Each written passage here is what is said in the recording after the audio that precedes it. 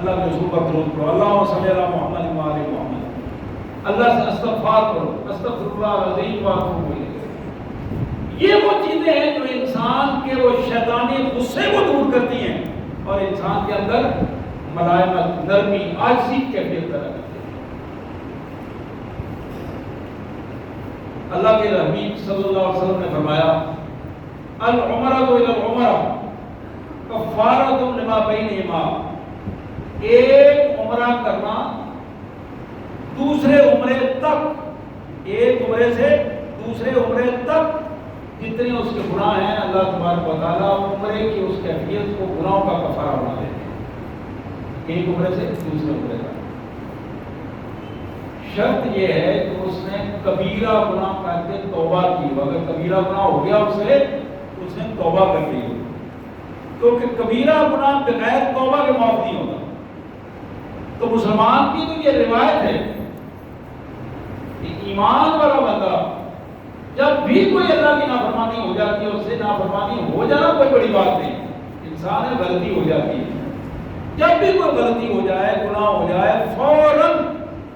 استغفار کرے، اللہ سے معافی مانگے، ندامت شرمندگی۔ اسی طرح رسول اللہ صلی اللہ علیہ وسلم نے فرمایا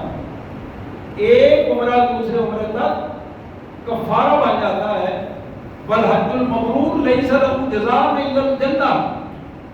اور جس بندے نے حج مبرور کیا ہے، ایسا حج کیا ہے جس میں کوئی اللہ کی نافرمانی نہیں کی، اللہ کی فرمانبرداری کے ساتھ حج کیا ہے، حضور نے فرمایا کہ اس کی جزا سوائے جنت کے اور کچھ نہیں، اللہ اس کو سیدھا جنت میں۔ اور پھر دوسری حدیث مبارک میں آتا ہے کہ اللہ کے رسول صلی اللہ علیہ وسلم نے فرمایا کہ بندہ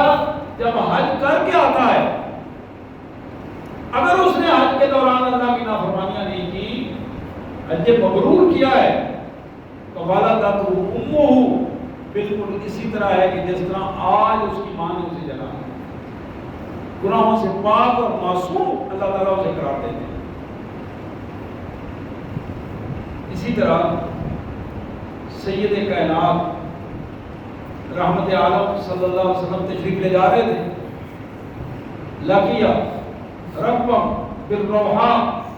مقام روحا پر آپ جا رہے تھے، وہاں حج کا موسم تھا، تو آپ نے دیکھا ایک قافلہ آ رہا ہے، آپ نے پوچھا من القوم، کہ کہاں سے آ رہے ہو، کون لوگ ہو؟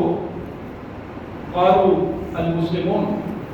انہوں نے عرض کی کہ ہم مسلمان ہیں۔ اب انہوں نے پوچھا قالوا من انت، وہ پہچانتے نہیں تھے، انہوں نے پوچھا آپ کون ہیں؟ آپ نے فرمایا انا رسول اللہ، میں اللہ کا رسول ہوں۔ اب اس کیفیت کو اس قافلے میں ایک خاتون تھی، اس خاتون نے اپنے بچے کو جو اس کے ساتھ بچہ تھا اس کو ایسے اٹھا کر رسول اللہ صلی اللہ علیہ وسلم کو مخاطب کر کے عرض کرنے لگی یا رسول اللہ الہذا حج، کیا اس بچے کا بھی حج قبول ہے؟ حضور نے فرمایا ہاں بالکل قبول ہے، بلا کیا اجر، حج اس کا قبول ہوگا، اجر اللہ تعالیٰ تمہیں عطا فرمائے گا، ماں کو اجر عطا فرمائے گا۔ اگر کوئی والدین بچوں کو ساتھ لے کے جاتے ہیں تو ان کو اپنا حج کا اجر بھی ملے گا اور اس بچے کے حج کا بھی اجر اللہ تعالیٰ والدین کو عطا کریں گے، باپ کو، ماں کو، جو اس بچے کو اٹھا کر سارے اس مناسب میں ساتھ ساتھ کر رہا ہوگا۔ اسی طرح سید کائنات صلی اللہ علیہ وسلم کو ایک عورت، اس نے سوال کیا ان المرأۃ من خثعم، قبیلہ بنو خثعم سے ایک خاتون تھی، قالت یا رسول اللہ ان اللہ فریضۃ اللہ علی عبادی فی الحج، اللہ نے اپنے بندوں پر حج کو فرض کیا، یا حضرت ادرکت ابی شیخا کبیرا، میرے باپ بہت زیادہ بوڑھے ہیں، میں ان کو گھر میں چھوڑ آئی ہوں، خود نکل آئی ہوں حج کے لیے، لا یسقط علی الراحلہ،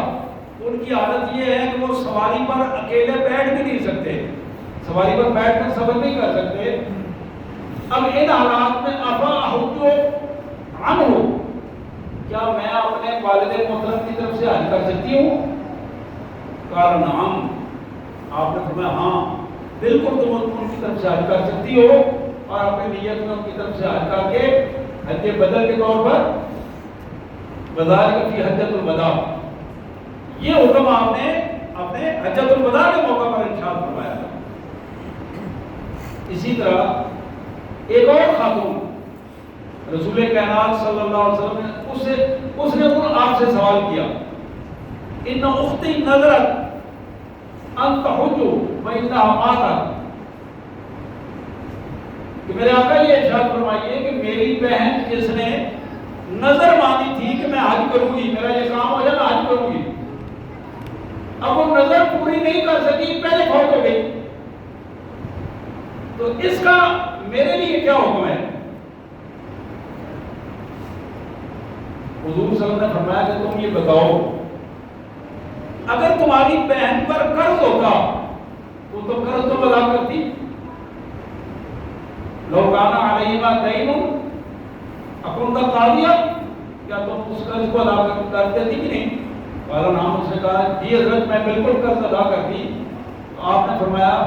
فقط دین اللہ فهو احق بالقضاء، تو پھر اللہ کا قرض ادا کرنا زیادہ ضروری ہے بندوں کے قرض کے ادا کرنے سے۔ اس نے نظر مانی تھی اللہ کے ہاں، اب یہ اللہ کا قرض ہے، تم اپنی بہن کی طرف سے یہ قرض ادا کرو، اللہ تعالیٰ اس کا قرض بھی ادا کر دے گا، تمہیں اجر ثواب ملے گا۔ اسی طرح ہماری ماں سیدہ عائشہ صدیقہ سلام اللہ علیہا، اللہ تعالیٰ